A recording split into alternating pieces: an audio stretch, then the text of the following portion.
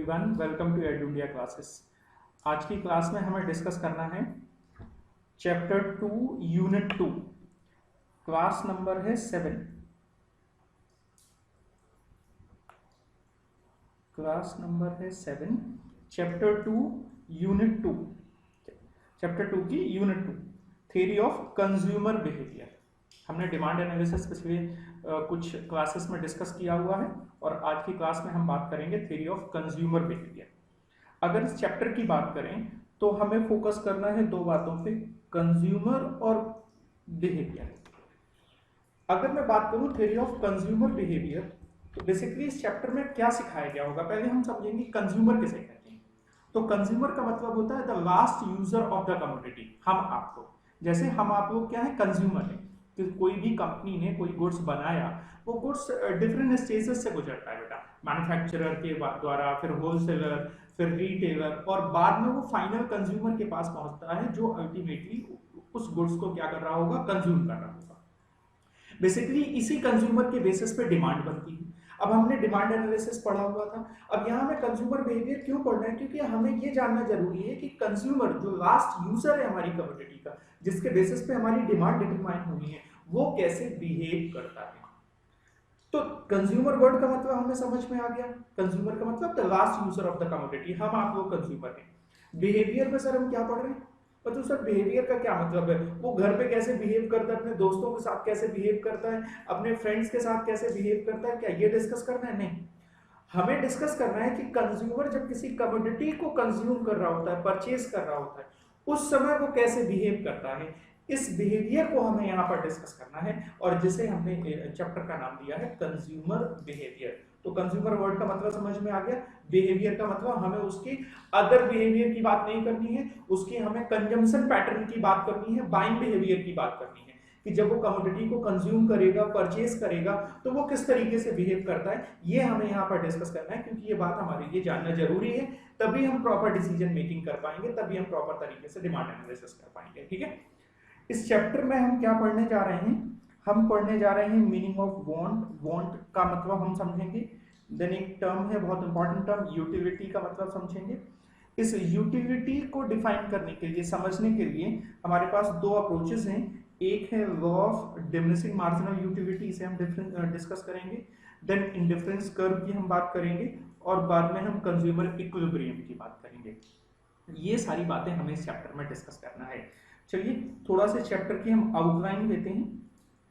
जैसा कि हमने देखा इस चैप्टर में सबसे पहले हम जानेंगे वांट। अच्छा, मुझे थोड़ा सा हम आपके साथ डिस्कस करें, नीड का क्या मतलब होता है, what do mean by need, और वांट क्या होती है। सर नीड हमारी जरूरत, और सर वांट, देखिए स्पेसिफिक नीड जो होती है, स्पेसिफिक नीड बिकम्स वांट। किसी भी कंज्यूमर की जब एक स्पेसिफिक नीड होती है तो वो वांट हो जाती है। जैसे बेटा, जैसे मान लीजिए भूख लगी हुई है, खाना खाना है, तो ये मेरी नीड है कि मुझे भोजन चाहिए। बट अगर मैं कहता हूं कि मुझे मैकडोनल्ड का बर्गर ही खाना है या पिज्जा ही खाना है, तो वो मेरी क्या हो गई, वांट हो गई। तो जब एक नीड को स्पेसिफाई कर दिया जाता है, स्पेसिफिक नीड बिकम्स वांट, तो वो क्या बन जाती है, वांट बन जाती है।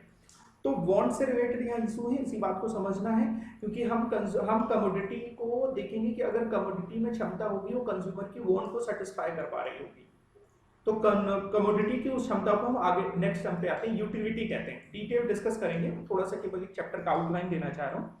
तो हम यहाँ यूटिलिटी को समझेंगे, यूटिलिटी को जिसे हम कह रहे हैं थ्योरी ऑफ यूटिलिटी। यूटिलिटी को समझने के लिए हमने बात करी है, दो अप्रोचेस हैं, law of diminishing marginal utility और इंडिफरेंस कर्व एनालिसिस। सबसे पहली बात तो ये समझ लीजिएगा कि यूटिलिटी को डिस्कस करने के लिए हमारे पास ये दो अप्रोचेस हैं। एक अप्रोच है law of diminishing marginal utility, दूसरी अप्रोच है इंडिफरेंस कर्व एनालिसिस। जो law of diminishing marginal utility है वो बेस्ड ऑन कार्डिनल अप्रोच। ये याद रखना, यहां से देखिए ऑब्जेक्टिव क्वेश्चन बनेंगे, इस वजह से मैं इन पॉइंट्स को हाईलाइट कर रहा हूं।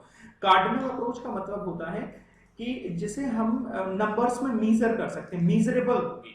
तो ये जो law of diminishing marginal utility का कॉन्सेप्ट है, ये कहता है कि यूटिलिटी इज मीजरेबल, इसे हम नंबर्स में मीजर कर सकते हैं। तो ये जो मीजर कर सकते हैं ये किस अप्रोच पे बेस्ड है? Cardinal approach of utility. और ये गिवन किसके द्वारा है? अल्फ्रेड मार्शल के द्वारा दी गई है। किसके द्वारा दी गई है? Alfred Marshall. तो तीन बातें याद रखनी है। एक यूटिलिटी को, थ्योरी ऑफ यूटिलिटी को पहले हम डिस्कस करेंगे। Law of diminishing marginal utility का कॉन्सेप्ट है जो यूटिलिटी को डिस्कस करता है, कार्डिनल अप्रोच पे बेस्ड है और अल्फ्रेड मार्शल के द्वारा गिवन है। इसी यूटिलिटी के डिस्कशन के दौरान में हम वहीं पर एक छोटी सी बात करेंगे, कंज्यूमर सरप्लस से रिलेटेड बात करेंगे। सेकंड पार्ट आ जाता है indifference curve analysis, most important है, पूरी यूनिट आपकी इंपॉर्टेंट है। इंडिफरेंस कर्व एनालिसिस की अगर मैं बात करूं तो ये ऑर्डिनल अप्रोच पे बेस्ड है। किस पे बेस्ड है? Ordinal approach. और ऑर्डिनल अप्रोच कहती है कि utility can not be measured in terms of number but it can be compare. ये मेजरेबल नहीं है। हम किसी की यूटिलिटी को कैसे मेजर कर सकते हैं? अभी हम यूटिलिटी को और समझेंगे तब इस बात पर डिस्कशन हम और करेंगे कि हम यूटिलिटी को मेजर नहीं कर सकते, इनका मानना है। और ये गिवन है किसके द्वारा? Hicks and Allen. Hicks and Allen के द्वारा ये अप्रोच गिवन है, हमें नाम याद रखना है। तो यहाँ पर हम इंडिफरेंस कर्व एनालिसिस डिस्कस करेंगे, इंडिफरेंस मैथ की बात करेंगे, बजट लाइन की बात करेंगे और कंज्यूमर इक्विलिब्रियम की बात करेंगे। और जब ये सारी बातें हम कर लेंगे तो ये चैप्टर हमारा क्या हो जाएगा? ओवर हो जाएगा। चलिए बात करते हैं, हम अपने डिस्कशन को स्टार्ट करते हैं बेटा वांट से। वांट क्या होंगी? तो यहाँ पर आपके मॉड्यूल में या कहें वांट को मैंने आपको समझा दिया कि वांट क्या होती है। यहाँ पर हमें डिस्कस करना है कि वांट के कुछ फीचर्स होते हैं, वो फीचर आपके लिए इंपॉर्टेंट है। सबसे पहला फीचर वांट का क्या कह रहा है कि वांट्स आर अनलिमिटेड, सेटिएबल। ये सारे पॉइंट आपको याद रखने हैं, यहाँ से क्वेश्चन बनने हैं आपके।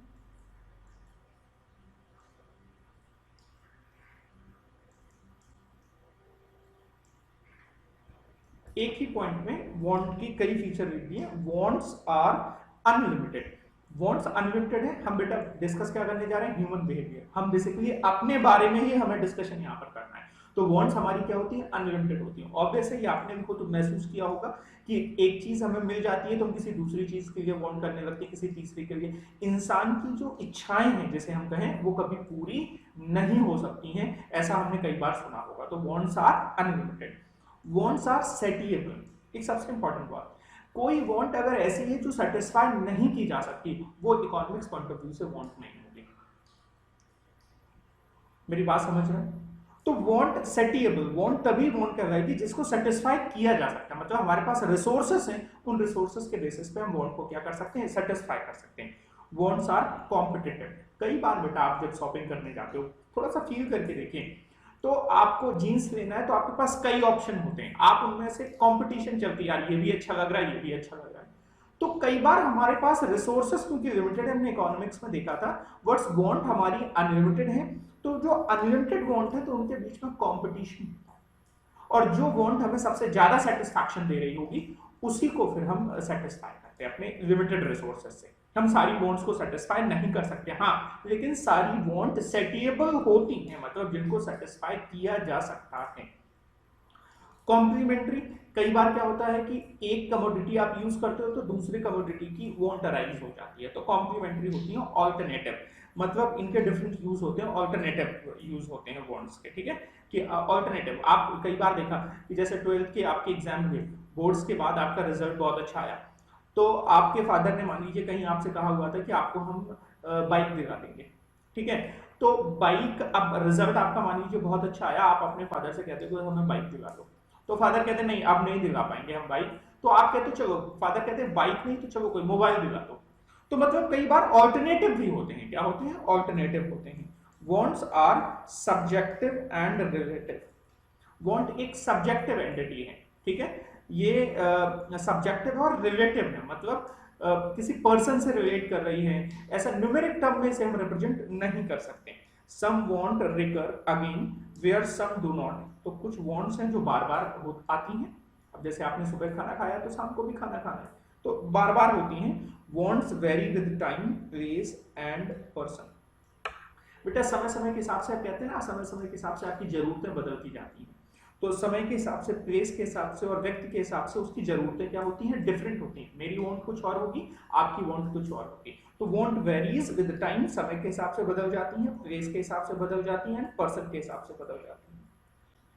want are affected by income, obvious सी बात है, अब इनकम अगर बढ़ेगी तो फिर वांट हमारी बढ़ने हो, कई चीजों के हायर कमोडिटीज के लिए हमारी वांट आने लगती हैं, ठीक है। अभी हम बात करेंगे taste, yes, fashion, advertisement and social and customs.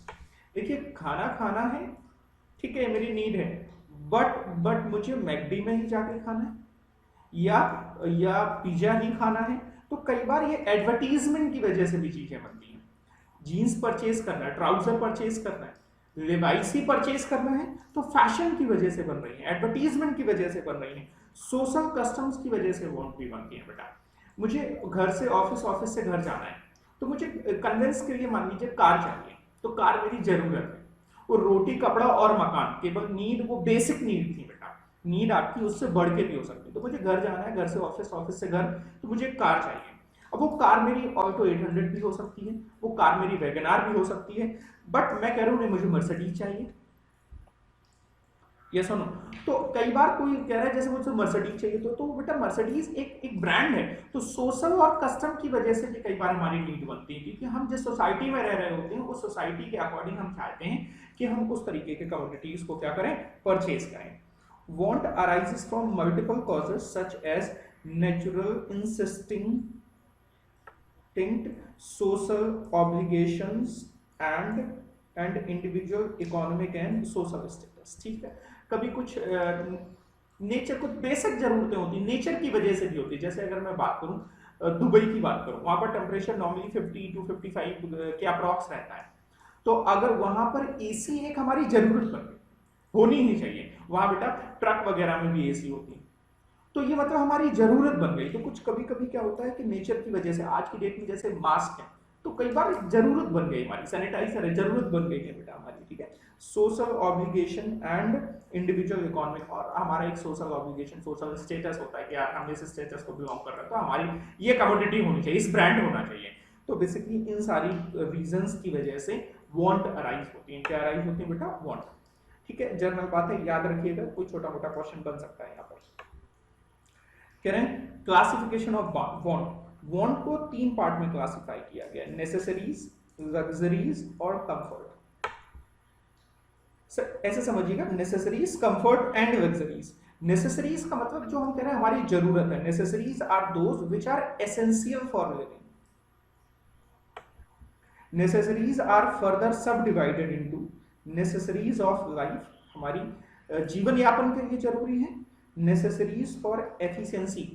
देखिए नेसेसरीज फॉर लाइफ हमें जरूरी है, बेसिक जैसे खाना हमें जरूरी है, बट एक हेल्दी फूड होना चाहिए, वो नेसेसरीज ऑफ एफिशिएंसी, जिससे अगर हेल्दी फूड होगा तो हेल्दी माइंड होगा मेरा, हम हेल्दी तरीके से काम कर पाएंगे। तो कई बार वांट इस वजह से अराइज होती है एफिशिएंसी की वजह से, कि अगर ये कमोडिटी होगी तो हम ज्यादा बेटर परफॉर्म कर पाएंगे, हमारी एफिशिएंसी अच्छी हो जाएगी, इस वजह से हम क्या करते हैं, वांट अराइज होती है। और तीसरा है conventional necessaries due to pressure of habit, due to compelling social custom and tradition. ये जो नेसेसरी है, ये कई बार हैबिट की वजह से वो जरूरत बन जाती है, वैसे जरूरत नहीं है बट मेरी हैबिट की वजह से, या सोशल जो एक प्रेशर है हमारे ऊपर, उसकी वजह से वो मेरी जरूरत बन गई है, वैसे अदरवाइज जरूरत नहीं थी, बट सोशल प्रेशर की वजह से जरूरत बन गई है, नेसेसरी बन गई है। Then comfort. नेसेसरी, देखिए समझने की बात करिएगा, समझिए, जैसे मैंने एक छोटा सा एग्जांपल किया था, मुझे घर से ऑफिस, ऑफिस से घर जाना था, काम बेटा मैं वैगनार से भी चला सकता था, ऑल्टो 800 से भी चला सकता था, मेरी जरूरत नहीं, ठीक है। अब मैं चाहता हूँ कि थोड़ा सा कंफर्ट होना चाहिए, तो मैंने कहा कंफर्ट के लिए मैं चला गया, चलो यार होंडा सिटी होनी चाहिए, तो कंफर्ट की बात आ गई। अब नहीं, मैं कह रहा हूँ लग्जरी होनी चाहिए, तो मैं कहाँ पर पहुंच गया बेटा, मर्सिडीज होनी चाहिए, BMW होनी चाहिए, ऑडी होनी चाहिए। तो बेटा बेसिकली लग्जरीज हमारी वांट क्या थर्ड सेगमेंट पे पहुंच गई, बहुत हायर सेगमेंट पे पहुंच गई है। तो वांट, जो हमारी वांट्स हैं उन्हें हम 3 तरीके में क्लासिफाई कर सकते हैं, necessaries, luxuries and necessaries, comfort and luxuries. ये बात आपको समझ में आ गई होगी। नेक्स्ट पॉइंट सबसे इंपॉर्टेंट, यूटिलिटी। तो सबसे पहले बात करते हैं what do mean by utility. Utility का मतलब होता है want satisfying capacity of a commodity. एक कोई कमोडिटी है, प्रोडक्ट है, वो अगर किसी पर्सन की वांट को सेटिस्फाई कर सकता है तो वो प्रोडक्ट की उस पर्सन के लिए यूटिलिटी है। जैसे मैं एक एग्जांपल देता हूं, बेटा मैं मान लीजिए व्हाइट बोर्ड यूज कर रहा हूँ, राइटिंग पर्पस के लिए मैं व्हाइट बोर्ड यूज कर रहा हूँ, ठीक है। मेरे पास पार्कर कंपनी का एक बंदा आता है और पार्कर पेन के बहुत सारे बेनिफिट बताता है, ये है इसमें, ये है, बहुत अच्छा, बहुत बढ़िया है। बट बेटा मुझे कैसा चाहिए, मुझे ऐसा पेन चाहिए जो व्हाइट बोर्ड में चले। तो एक बात बताइए, उसमें कितने भी उसको यूजफुलनेस हो, कितना भी बेनिफिट हो, बट वो मेरी वांट को सेटिस्फाई नहीं कर रहा है। मेरी वांट क्या थी कि मैं एक व्हाइट बोर्ड में मैं अपनी राइटिंग कर सकूं, व्हाइट बोर्ड मुझे पेन चाहिए था जिससे मैं व्हाइट बोर्ड में लिख सकूं। तो पार्कर मेरी वांट को सेटिस्फाई, पार्कर अच्छा है, सब कुछ है, ठीक है, यूजफुल भी हो सकता है, बट मेरी करंट वांट को सेटिस्फाई नहीं कर रहा है, ठीक है। तो मेरे लिए उसकी कोई यूटिलिटी नहीं होगी, मेरे लिए उसकी वैल्यू बेकार है, यूटिलिटी नहीं है। एट द सेम टाइम आपको मान लीजिए कॉपी में लिखने को मैं आपसे करूं, एक मार्कर है प्रोटोमैक का, मैं करूं कैमलिन का, तो मैं करूं बहुत बढ़िया मार्कर है, इससे बहुत अच्छे फीचर है, बहुत यूजफुल है ये, बेटा क्या उस मार्कर की आपके लिए कोई यूटिलिटी होगी? Answer is no. एक और मजेदार एग्जांपल देता हूं, जैसे मान लीजिए कुछ लोग ड्रिंकिंग करते हैं, लिकर पीते हैं, दारू, हाँ है ना। एक ड्रिंकर को अगर शाम को एक बॉटल दी जाए तो उस बॉटल की उस व्यक्ति के लिए बहुत अधिक यूटिलिटी है। और अगर मान लीजिए मैं ड्रिंक नहीं करता, मान लीजिए जस्ट फॉर एग्जांपल, ठीक है, मैं करता हूं नहीं करता हूं एक अलग मुद्दा है, बट अभी आपको रियलिटी में नहीं जाना है, एग्जाम्पल में जाना है। तो मैं एग्जाम्पल में जाना है कि मैं मान लीजिए ड्रिंक नहीं करता हूं। अब एक व्यक्ति मेरे पास एक बॉटल लेके आता है और वो कहता है कि सर ये बहुत बढ़िया, ये है, वो है, और तो मेरे लिए उस बॉटल की कोई यूटिलिटी हुई नहीं। तो देखिए इवन ड्रिंक हार्मफुल है बेटा, ठीक है, हार्मफुल होने के बावजूद भी वो व्यक्ति जो ड्रिंकर है उसके लिए उसकी बहुत अधिक यूटिलिटी है, और मैं ड्रिंकर नहीं हूं तो मेरे लिए उसकी कोई यूटिलिटी नहीं। किसी कमोडिटी की यूजफुलनेस एक अलग बात है, यूटिलिटी एक अलग बात है। यूजफुल हो सकती है कमोडिटी, हार्मफुल भी हो सकती है, बट वो कमोडिटी अगर किसी पर्सन की नीड एंड वांट को सेटिस्फाई करने की क्षमता रखती है तो हम कहेंगे कि उस पर्सन की क्या है, उस कमोडिटी में यूटिलिटी है फॉर दैट पर्टिकुलर पर्सन, ठीक है। तो बात समझ में आ गई होगी।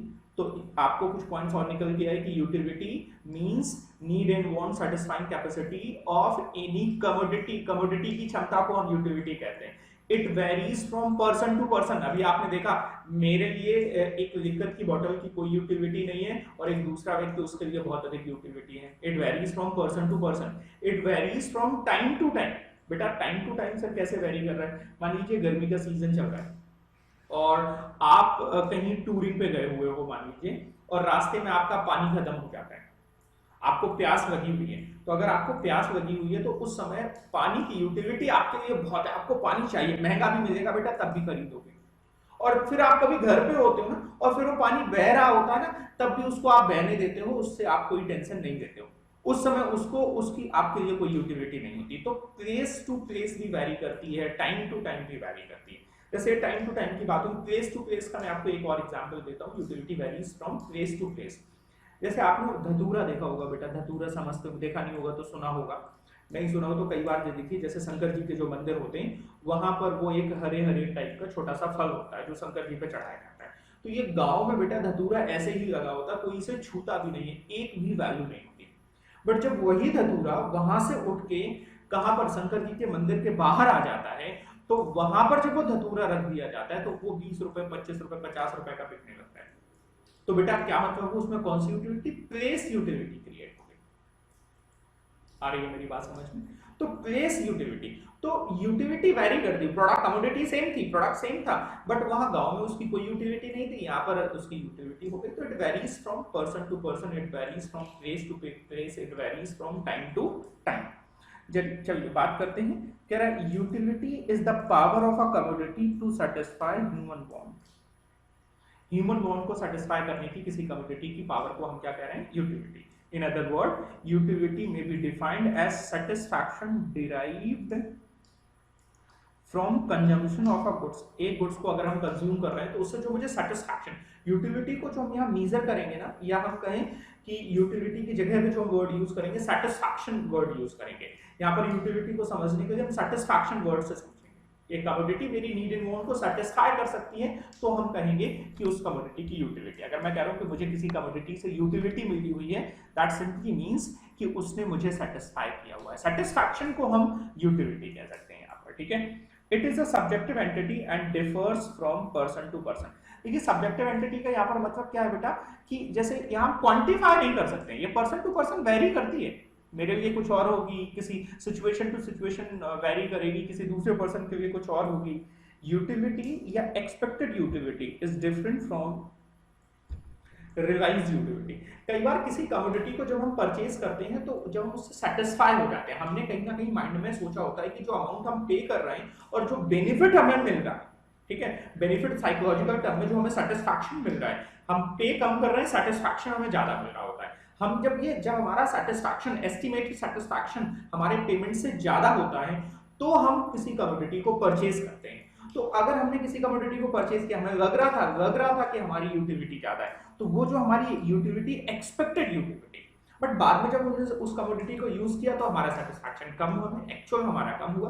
तो जो हमें यहाँ एनालिसिस करनी है वो एक्सपेक्टेड यूटिलिटी की बात कर रहे हैं। तो कह रहे हैं utility, expected utility is different from actual utility. जैसे बेटा आप मेरी क्लास देखते हो और क्लास देखने के बाद आपको लगता है कि इसको परचेज किया जाना चाहिए और आप परचेज करते हो, आपको लगता है कि नहीं यार जो अमाउंट हम चार्ज कर रहे हैं वो अमाउंट बहुत कम है, जो वैल्यू हम डिलीवर कर रहे हैं वो वैल्यू बहुत ज्यादा है। आपको ऐसा अभी लगता है बेटा, क्योंकि अभी हमने पूरी सर्विस आपको नहीं दी हुई है, ठीक है, तो आपको यूटिलिटी ज्यादा नजर आ रही है और ये पर्सन टू पर्सन वैरी भी करेगी।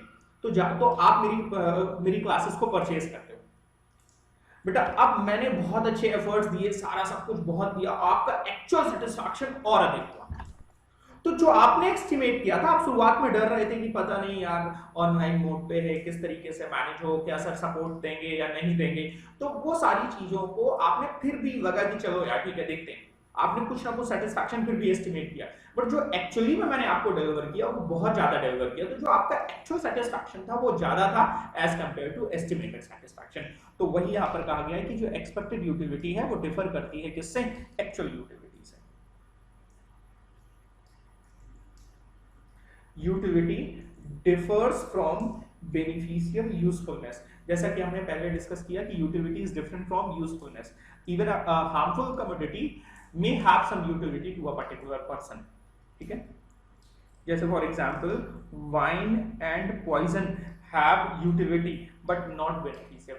कई बार बेटा किसी ने ये डिसाइड कर लिया कि नहीं यार बस अब इस दुनिया से सत्य का ज्ञान हो चुका है, अब तो बस मैं जाना चाहता हूँ, नहीं मुझे अब इस दुनिया में नहीं रुकना है, और उसके लिए बेटा पॉइजन की यूटिलिटी बहुत, देखिए पॉइजन कितना खतरनाक है, हम लोग उसे टच करने की भी जरूरत नहीं करेंगे, बट अगर जिस व्यक्ति ने डिसाइड कर लिया कि अब जाना है तो उसके लिए उसकी यूटिलिटी बहुत अधिक होगी, वो कंज्यूम कर लेगा, ठीक है। समझ में आती बात। चलिए जैसा कि मैंने आपसे बताया हुआ है कि हमने जो नोट्स बनाए हुए हैं, एक कॉन्सेप्ट सीखेंगे, उस कॉन्सेप्ट से रिलेटेड जो क्वेश्चंस हैं उन क्वेश्चंस को डिस्कस करेंगे, देन अगले कॉन्सेप्ट पे मूव करेंगे। तो यहाँ पर हमने डिमांड की बात करी, सॉरी यहाँ पर हमने वांट की बात करी, यहाँ पर हमने यूटिलिटी की बात करी। तो कह रहा है when economics speak of the utility of certain goods they are referring to, कह रहे हैं इकोनॉमिक्स जब भी यूटिलिटी की बात करते हैं तो उसका मतलब क्या है, क्या रेफर कर रहे हैं, the demand for the goods, no, the usefulness of good is consume, no, utility is different from usefulness, the expected satisfaction derive from consuming the goods, yes, expected satisfaction, मैंने आपसे कहा था ना एक्चुअल सेटिस्फैक्शन डिफर कर सकता है, जो हमने एक्सपेक्ट किया है कि इतना सेटिस्फैक्शन हमें मिलना चाहिए, उस एक्सपेक्टेड सेटिस्फैक्शन को हम क्या कहते हैं, यूटिलिटी कहते हैं। तो C is the correct answer. The rate of consumer are willing to exchange, ठीक है, no. Theory of utility, next concept, utility को ही अब हमें इस पूरे चैप्टर में डिस्कस करना है अच्छे तरीके से, और जैसा कि मैंने आपसे कहा हुआ है कि यूटिलिटी की थ्योरी को समझने के लिए, यूटिलिटी को समझने के लिए we have two different approaches. One is marginal utility analysis. One is marginal utility analysis on the basis of cardinal approach given by Alfred Marshall. ये तीनों बातें आपको याद रखनी है। Second is indifference curve analysis on the basis of ordinal approach, Hicks and Elling के द्वारा given है। कई बार एग्जाम में डायरेक्ट इसी बात पे क्वेश्चन मिल जाता है कि जो इंडिफरेंस कर्व एनालिसिस है किस अप्रोच पे बेस्ड है, तो किस अप्रोच पे बेस्ड है, ऑर्डिनल। और कार्डिनल का मतलब है utility can be measured in terms of number, ordinal का मतलब है utility can not be measured, ठीक है।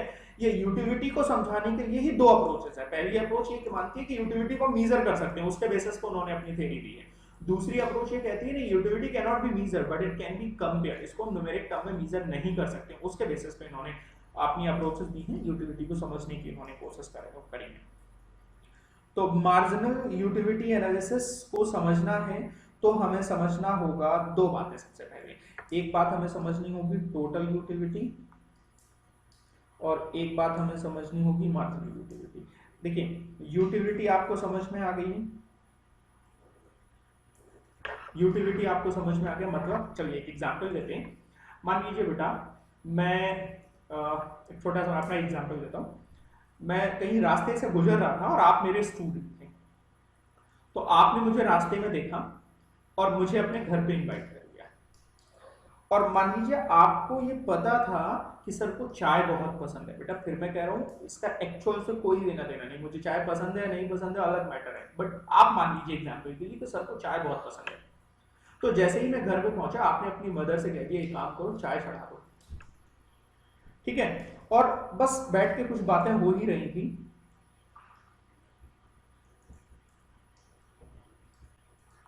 कि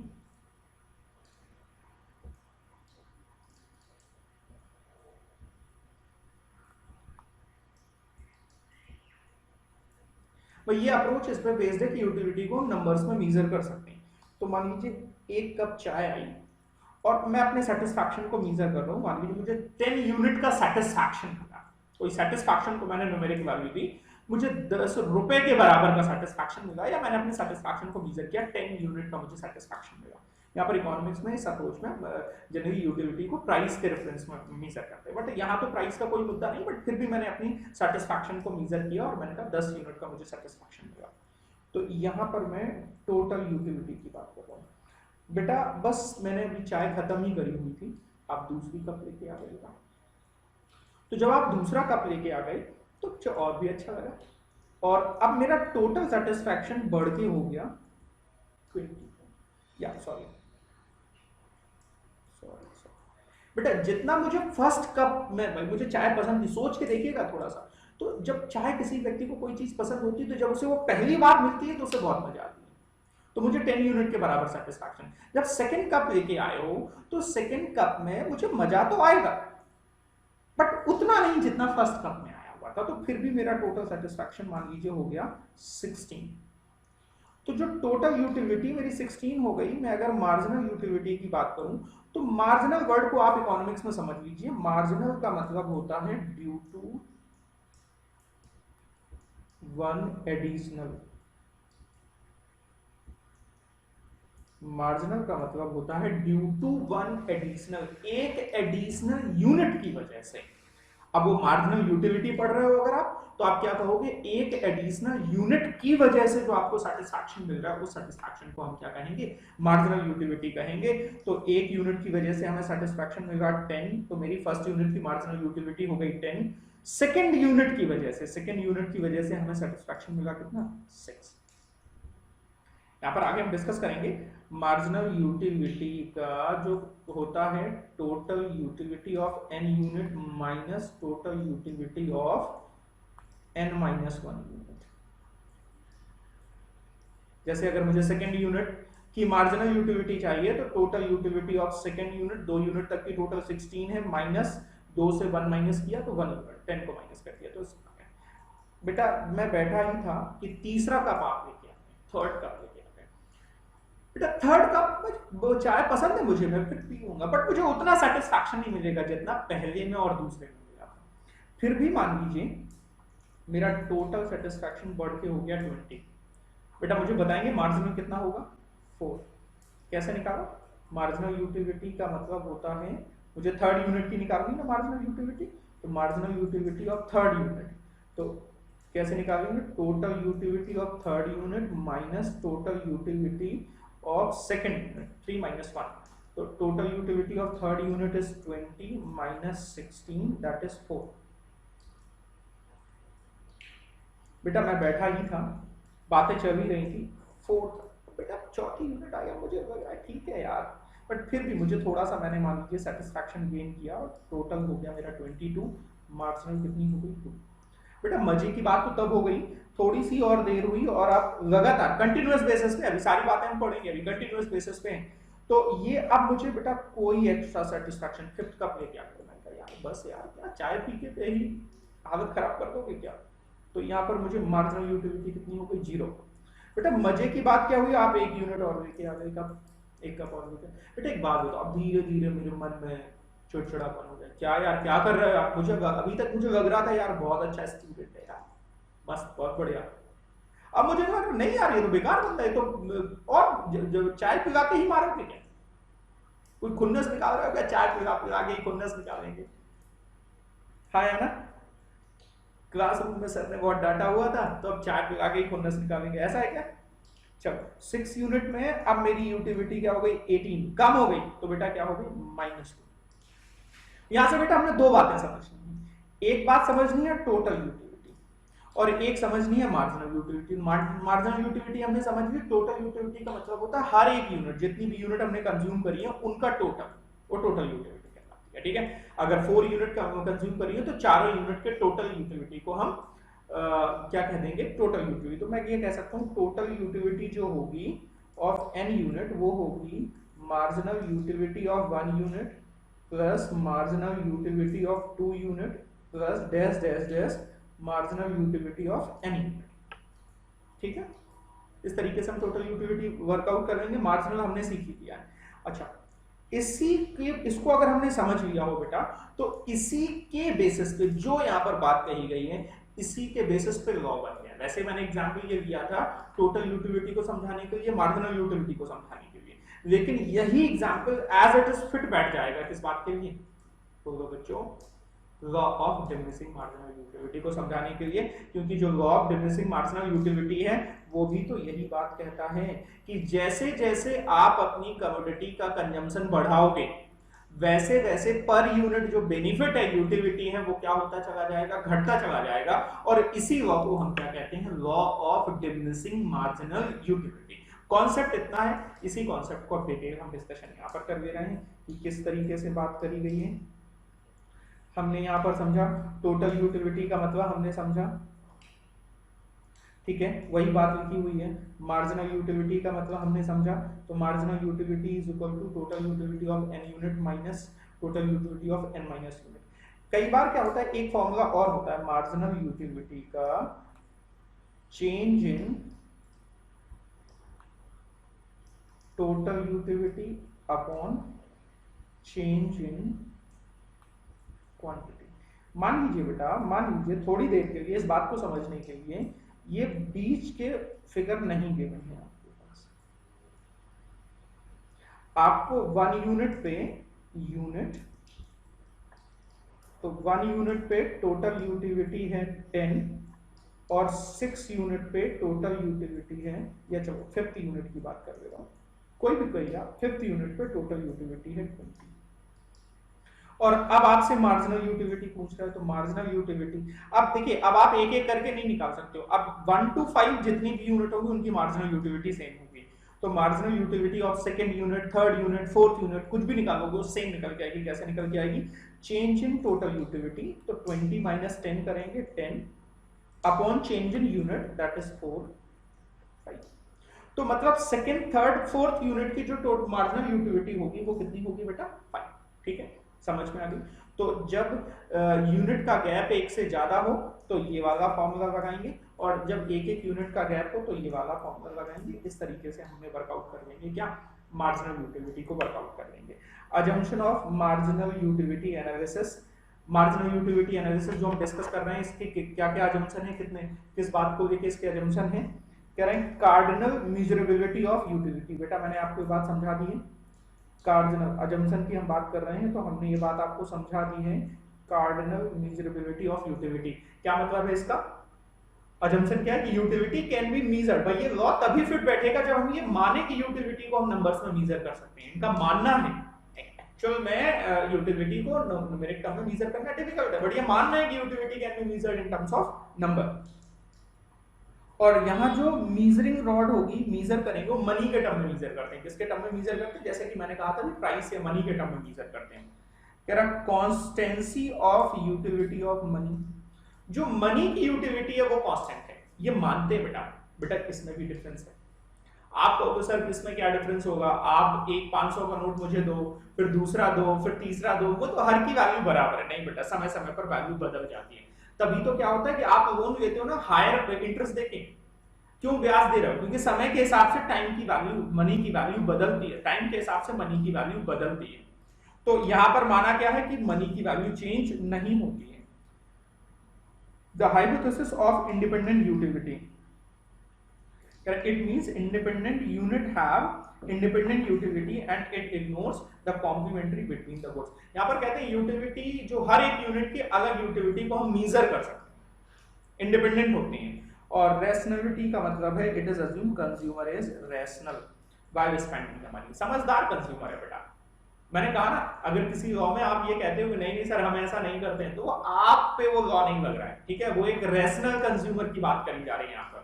भाई आप कहते हो नहीं सर मुझे कितनी भी चाय पिलाओ, मुझे हर यूनिट में बस उतना ही मजा आता है, तो आप एक्सेप्शन हो सकते हो। जनरली ह्यूमन बिहेवियर क्या होता है बेटा कि अगर हम किसी कमोडिटी को बार बार ज्यादा से ज्यादा कंज्यूम करते हैं तो उसकी बेनिफिट इच्छा हमारी कम होती चली जाती है, ऐसे आप समझ लीजिए। अरे अब दूसरा एग्जांपल ले लो, त्योहार के समय वैसे मिठाई अच्छी लगती है, त्योहार के समय मीठा मीठा खाते खाते अंत में इच्छा क्या हो जाती है बेटा कि नहीं अब मीठा हम खाएंगे, देख के ही घृणा होने लगती है। तो वो इसी लॉ के हिसाब से। यस, आखिर हम पढ़ क्या रहे हैं? ह्यूमन बिहेवियर, अपने बारे में ही तो हम जान रहे हैं बेटा, और क्या जान रहे हैं? कुछ नई बात नहीं पढ़ रहे हैं।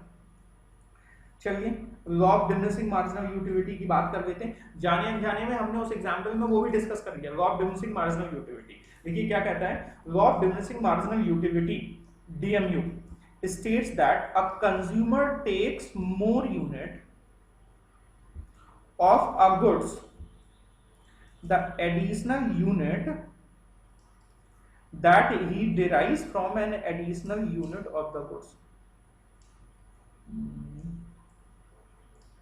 the additional utility that he derives from additional unit of goods goes on falling।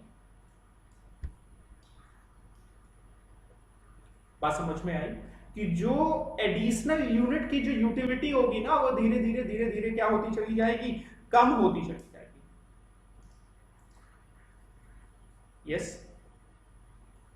In other word as per law of diminishing marginal utility of a goods diminish as an individual consumer consumes more unit of goods। मतलब अगर एक individual consumer ज्यादा से ज्यादा unit अगर goods की consume कर रहा है तो उसकी जो यूटिलिटी होगी वो धीरे धीरे क्या होती चली जाएगी, कम होती चली जाएगी। यही हमने सीखा है। अजम्पशन किस, हाँ कुछ बेसिक अजम्पशन है यहाँ इसकी, इस बात के लिए कह रहा है taste, income and consumer remains unchange. Consumer preference, consumer remain unchange, ठीक है बेटा। टेस्ट अगर चेंज हो जाएगा, पहली वाली जो आप कप लेके आए तो अच्छी नहीं बनी थी, दूसरी कप बहुत अच्छी बनी थी, तो फर्स्ट कप में मुझे कम बेनिफिट मिलेगा, यूटिलिटी रहेगी, सेकंड कप में ज्यादा। बट ये तो लॉ के अगेंस्ट हो गया। तो ये लॉ क्या कहता है कि आप जो टेस्ट है वो टेस्ट कैसा होना चाहिए, कॉमन होना चाहिए, सेम होना चाहिए, अनचेंज रहना चाहिए। The unit of the commodity are identical in all aspect. एक जैसी यूनिट होनी चाहिए सारे एस्पेक्ट में, साइज में, क्वांटिटी में, हर एस्पेक्ट में क्या होनी चाहिए, एक जैसी। There is no time gap between the consumption और कंजम्पशन के बीच में टाइम गैप। एक कप आपने मुझे सुबह दी और दूसरा कप दोपहर में दी, तो जितना बेनिफिट मुझे फर्स्ट कप से मिला होगा उतना ही मुझे सेकंड कप से मिला होगा। ये जो law of diminishing marginal utility की बात कर रहे हो, इसका एक अजम्पशन है कि जो कंजम्पशन आप कर रहे हो ना विदाउट एनी टाइम गैप नहीं है between the consumption of two different units. Regular basis पे आप तुरंत कंज्यूम कर रहे हो तो आपका ये लॉ ऑफ इट बैठेगा। एक एग्जांपल दिया हुआ है समझने के लिए, जैसे कि एक एग्जांपल, एक यूनिट आपने कंज्यूम करी किसी भी कमोडिटी की, तो टोटल यूटिलिटी है 10, मार्जिनल है 10, सेकेंड यूनिट पे टोटल 18, मार्जिनल 8, थर्ड पे टोटल 24, मार्जिनल 6, 28 4, 32 30 0, 28 -2। ये बात आपने समझ भी होगी, वर्कआउट करना होगा तो वर्कआउट कर लोगे। अब यहां से निकल के क्या क्या बातें आती हैं ये देखिएगा। यहां से यहां तक कह रहा है marginal utility decreases and total utility. Initially law of diminishing marginal utility कहता है कि शुरुआत में जब हम कंजम्पशन को बढ़ाते हैं तो टोटल यूटिलिटी तो बढ़ती है। आप यहां से यहां तक देखिए, टोटल यूटिलिटी तो बढ़ती है लेकिन मार्जिनल यूटिलिटी क्या हो रही होती है, कम हो रही होती है।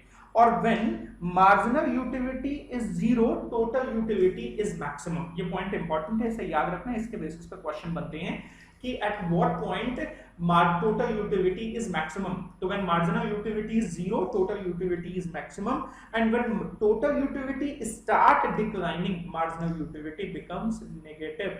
तो टोटल यूटिलिटी बढ़ती है, मार्जिनल यूटिलिटी कम हो रही होगी, टोटल यूटिलिटी मैक्सिमम होगी, मार्जिनल यूटिलिटी जीरो हो गई होगी, और जब टोटल यूटिलिटी डिक्रीज करने लगेगी तो मार्जिनल यूटिलिटी नेगेटिव हो जाएगी. ये बात हमने समझनी है, और इसी के बेसिस पे एक फिगर हम बनाते हैं, इससे समझने की कोशिश करेंगे.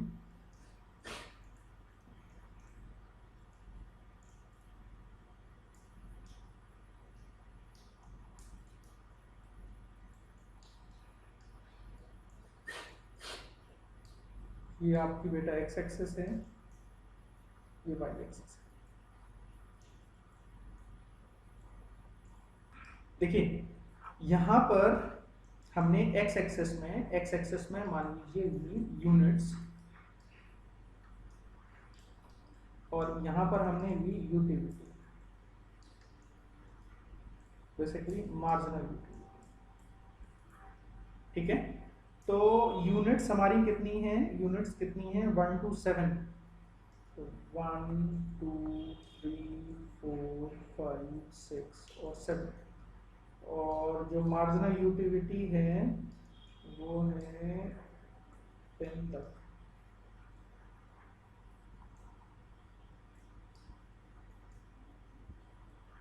टू 4 6 8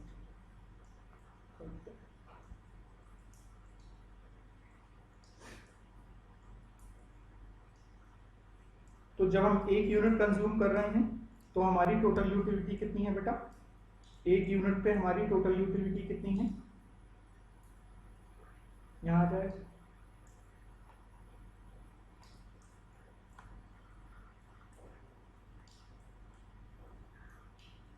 जब हमने 2 यूनिट कंज्यूम करी तो हमारी मार्जिनल यूटिलिटी हो गई 8.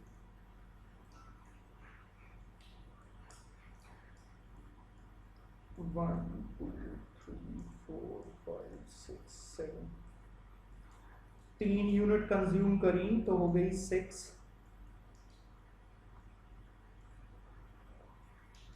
4 यूनिट पे हो गई 4, और 5 यूनिट पे हो गई 2, 6 यूनिट पे 0, और ये कर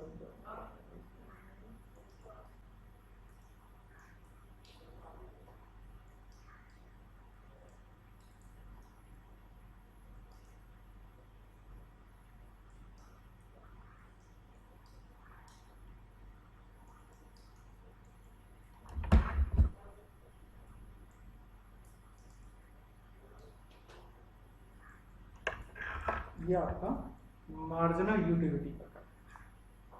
ठीक है, एक कर्व बना लीजिए, कर्व में ज़्यादा कोई दिक्कत नहीं है, इसी के बेसिस पे बना हुआ है. मेन पॉइंट क्या है कि इस डिस्कशन से क्या निकल के आया है, तो पहला point, total utility rises as long as marginal utility is positive but a diminishing rate. तो टोटल यूटिलिटी बढ़ती है, लेकिन कैसे बढ़ रही है बेटा, डिमिनिशिंग रेट से बढ़ रही है. और कब तक, जब तक मार्जिनल यूटिलिटी क्या है, पॉजिटिव, और मार्जिनल यूटिलिटी डिमिनिश होती रहती है. Marginal utility diminish throughout, ठीक है. When marginal utility is zero, total utility is maximum, it is a saturation point. Next है when marginal utility is negative, total utility diminishes. ठीक है, discuss कर लिया. Marginal utility is the rate of change of total utility and slope of total utility. ठीक है, marginal utility का इस point को याद रखिए, slope of total utility. Marginal utility can be positive, negative and zero. Total utility positive ही होगी, ठीक है, जीरो नहीं हो सकती. लिमिटेशन, मार्जिनल लिमिटेशन क्या, जो जो एक्सेप्शन थे वही आपके क्या हो जाएंगे, सॉरी, जो आपकी शुरुआत में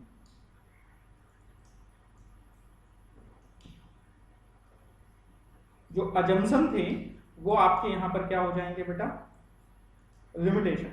marginal utility of money does not remain constant, obvious है. Law is applicable if there is no identical unit, no change in habit, taste. और कह रहे हैं कि लॉ तभी एप्लीकेबल होगा जब यूनिट में चेंज ना हो, हैबिट में चेंज ना हो. अगर वो चेंज हो जाएगा तो लॉ लिमिटेशन है ना एक प्रकार की. The law is applicable if there are standard unit of sufficient. ये एक बात और समझ लीजिए। देखिए कई बार क्या होता है कि आपको जो कंजम्पशन आप कर रहे हो वो स्टैंडर्ड यूनिट में करना है। जैसे चाय है तो 1 कप में होनी चाहिए। चाय अगर आपको 1 चम्मच दी जाए तो जितना 1 चम्मच में मजा आएगा अगली चम्मच में तो उससे ज्यादा मजा आएगा, ठीक है। तो स्टैंडर्ड यूनिट, पानी है तो 1 गिलास होना चाहिए, स्टैंडर्ड यूनिट होनी चाहिए। The law is applicable, no time gap, ठीक है। Law may not apply some article like gold, money, music, hobbies. कई बार अगर गोल्ड मिल रहा है तो कितना भी लेते रहो। महिलाओं से पूछिए इस बात के लिए कि गोल्ड के लिए कभी मना ही नहीं कर सकती बेटा, पैसे के लिए आप कभी मना ही नहीं कर सकते हो, यूटिलिटी कभी कमी नहीं होती है। The shape of utility curve may be affected by presence of substitute और कॉम्प्लीमेंट्री गुड्स। जो यूटिलिटी कर्व का जो शेप है वो सब्स्टिट्यूट और कॉम्प्लीमेंट्री गुड्स की वजह से अफेक्ट हो सकता है। ये बेटा कुछ क्वेश्चन है, 3 क्वेश्चन है। Correct, total utility is maximum, total utility maximum होगी when marginal utility is 0, A। The second glass of lemon gives lesser satisfaction to a thirsty boy. This is a clear case इस बात का law of diminishing marginal utility। या यहाँ पर वो नहीं लिखा हो तो C, law of diminishing utility। वैसे यहाँ पर क्या होना चाहिए, law of diminishing marginal utility, ठीक है। The aim of consumer in allocation of his income, भाई आप अपने रिसोर्सेज का जो allocation करोगे उसका मेन एम क्या है कि आप अपनी यूटिलिटी को मैक्सिमम करो। तो maximise his total utility, maximise his marginal utility to buy the goods he want the most price, to buy the goods which are sort of supply, to maximise his total. भाई ये पढ़ने का purpose यही है यार, आप अपने पैसे को ऐसे खर्च करोगे जिससे आपकी टोटल यूटिलिटी मैक्सिमम हो जाए। क्या हो जाए बेटा, टोटल यूटिलिटी मैक्सिमम। चलिए यहाँ तक की बातें हमने डिस्कस करनी है। यहाँ तक की बात में हमने क्या क्या जाना, हमने वांट को समझा, हमने यूटिलिटी को समझा। यूटिलिटी को मेजर करने के लिए 2 अप्रोचेस हैं, एक है law of diminishing marginal utility, दूसरी है इंडिफरेंस का। तो जो law of diminishing marginal utility है वो हमने डिस्कस कर ली है। इसी का पार्ट होगा कंज्यूमर सरप्लस, जो कि हम अपनी नेक्स्ट क्लास में बात करेंगे कंज्यूमर सरप्लस की, ठीक है। चलिए, थैंक यू।